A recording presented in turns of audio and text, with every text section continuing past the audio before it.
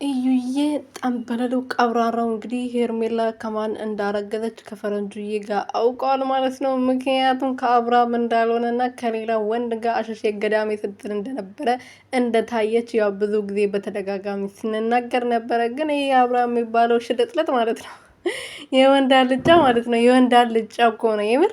እንዴ አንድ ወንድ እንዴት ነው አንድ ሴት የሚያፈቅራት እውነት የሚወዳት ከሆነ የት ነበርሽ፣ የት ገባሽ፣ ለምን ጠፋሽ ብሎ የማይጠይቁ ይሄ ሽልጥልጥ ምን ይመስላል? በእናታችሁ።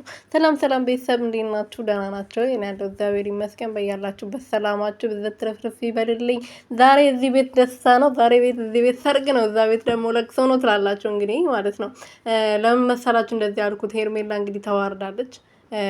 ድንግል ነኝ ምናምን ብላ ከሳምንት በፊት እኔ እንደዚህ ይፈራለሁ ምናምን ብላ እየተናገረች ዛሬ ደግሞ አርግዣለሁ የልጅ አባት ላረግክ ነው አብርሽዬ ብላ እንግዲህ ትናንት እያለቀሰች ስትነግረው ነበረ። አብርሃም ያው የሁለት ልጅ አባት ሆኗል በአመት ውስጥ በዛውን ከሁለት ሴት ከአንድ ሴት እንኳን ቢሆን መታደል ነበረ። ከሩትዬ ከልዕልቷ ከጀግናዋ ከንግስቷ ቢሆን ጥሩ ነበር፣ መታደል ነበር ከሷ ሁለተኛ ልጅ ማግኘት ማለት ነው። ግን ከዚች ለዛ ለማንም ሄዳ የምትከፍተው አይ ፈጣሪ ምናምን ክፉ ነገር እየተናገርኩ እኮ ነው። እና አባት ይሻለኛል እና ማለት ነው። ከሷ አገኘ ማለት እኔ እንጃ አላውቅም።